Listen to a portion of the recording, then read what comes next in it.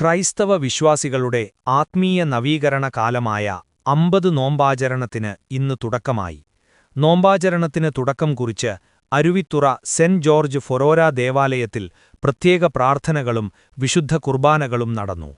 വിശ്വാസികൾ നെറ്റിയിൽ ഭസ്മം കൊണ്ട് കുരിശു വരച്ച് പശ്ചാത്താപത്തിന്റെയും വിനയത്തിന്റെയും അടയാളമായി ആത്മപരിശുദ്ധിക്കായി പ്രതിജ്ഞ ചെയ്തു.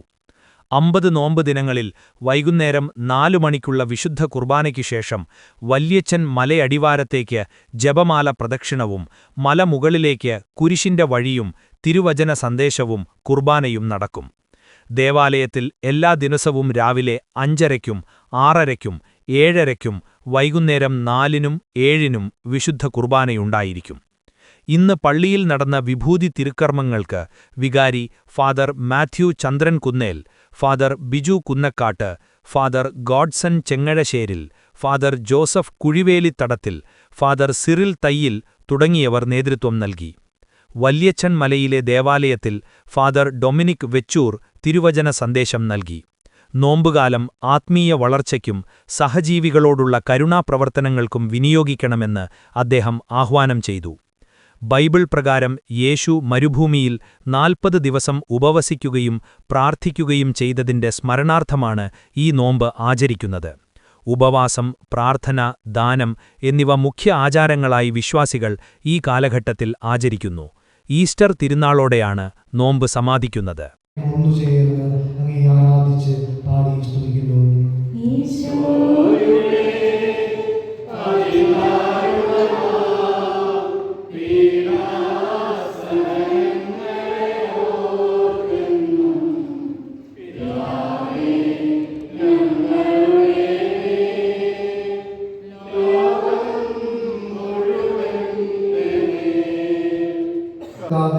നിന്നോട് ചേർന്ന് നടക്കുവാനുള്ള വലിയ കൃപയും അഭിഷേകവും നമുക്ക് പ്രദാനം ചെയ്യണമേ.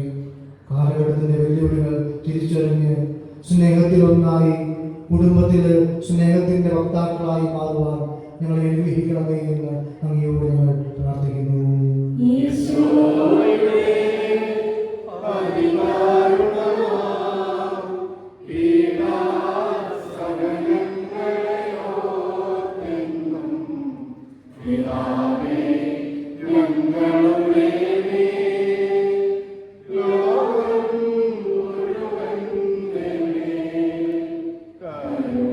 സഭയുടെ ആരാധന മത്സരത്തിലെ ഏറ്റവും സുപ്രധാന കാലഘട്ടമായ വലിയ നോമ്പിലേക്ക് അഥവാ സൗമ റംബ കാലഘട്ടത്തിലേക്ക് പ്രവേശിച്ചിരിക്കുകയാണ്. അതിൻ്റെ തുടക്കം കുറിച്ചുകൊണ്ട് നാം എല്ലാവരും ഇന്ന് പ്രഭാതത്തിൽ നമ്മുടെ ഇടവക ദേവാലയങ്ങളിൽ പരിശുദ്ധ കുർബാന മധ്യേ ഭസ്മം ആശീർവദിച്ച് നെറ്റിയിൽ വികാരിയച്ഛനത് അടയാളപ്പെടുത്തി തന്നു.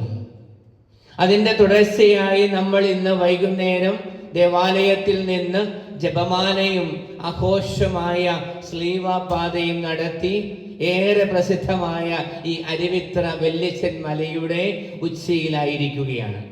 ആദ്യമായി തന്നെ നമുക്ക് ഏവർക്കും അനുഗ്രഹീതമായ ഒരു സന്ധ്യാസമയം നേരുകയാണ്. അതോടൊപ്പം തന്നെ ഇന്ന് ആരംഭിച്ചിരിക്കുന്ന അനുഗ്രഹീതമായ ഈ നോയമ്പുകാലത്തിൻ്റെ എല്ലാ നന്മകളും എല്ലാ കൃപകളും നമുക്കും നമ്മുടെ കുടുംബങ്ങൾക്കും നമ്മുടെ ഇടവകയ്ക്കും നമ്മുടെ ദേശത്തിനും ഉണ്ടാവട്ടെ എന്ന് നിങ്ങളോട് ചേർന്ന് ഞാനും പ്രാർത്ഥിക്കുകയാണ്.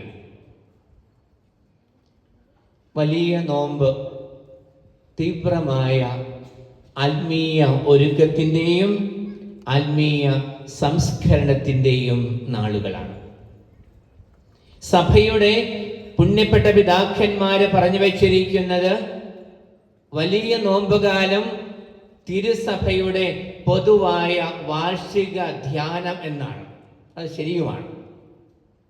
നമുക്ക് വേണ്ടി പാടുപീഡ സഹിച്ച് മരിച്ച് ഉയർത്തെഴുന്നേറ്റ നമ്മുടെ കർത്താവിൻ്റെ പെസഹ രഹസ്യങ്ങളെ കുറിച്ച് ഏറ്റവും അടുത്ത് ധ്യാനിക്കുന്ന ഈ വലിയ നോമ്പിലെ 50 ദിനരാത്രങ്ങൾ നമുക്കേവർക്കും ഒരു വലിയ വാർഷിക ധ്യാനത്തിന്റെ അനുഭവമാണ് നൽകുന്നത്.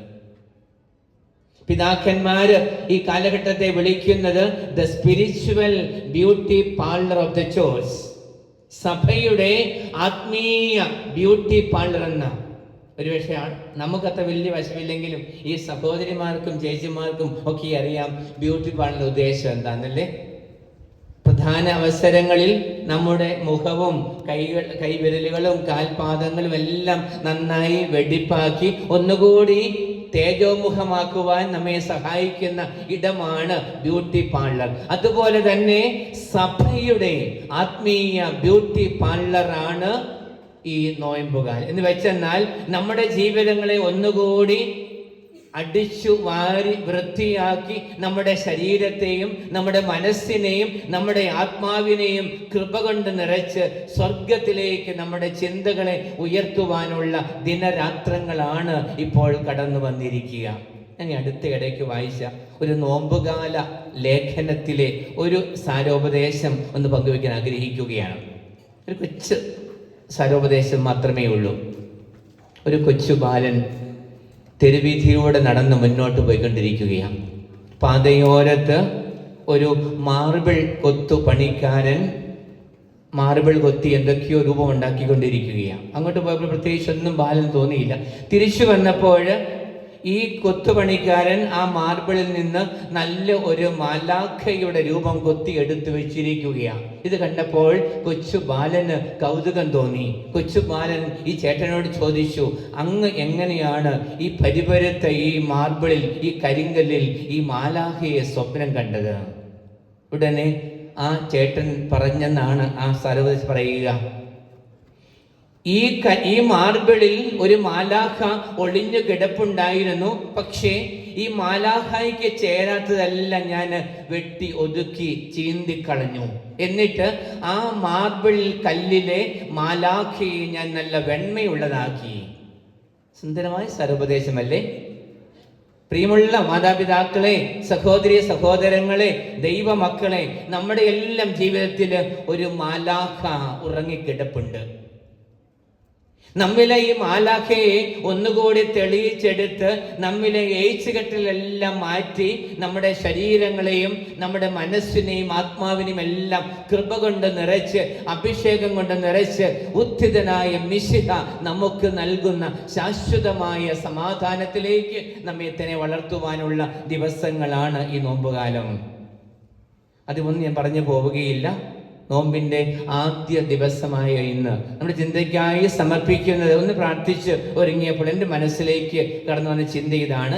വേദപുസ്തകത്തിലെ ചില വളരെ ക്ലാസിക്കലായ ചില ചോദ്യങ്ങളുണ്ട്. ആ ചോദ്യം മാത്രം ഞാൻ അവസാനിപ്പിച്ചുകൊള്ളാം. വേദപുസ്തകത്തിന്റെ ഇതളുകളിൽ പഴയ നിയമത്തിലും പുതിയ നിയമത്തിലുമായി നാം കണ്ടെത്തുന്ന 5 പ്രധാനപ്പെട്ട ചോദ്യങ്ങൾ.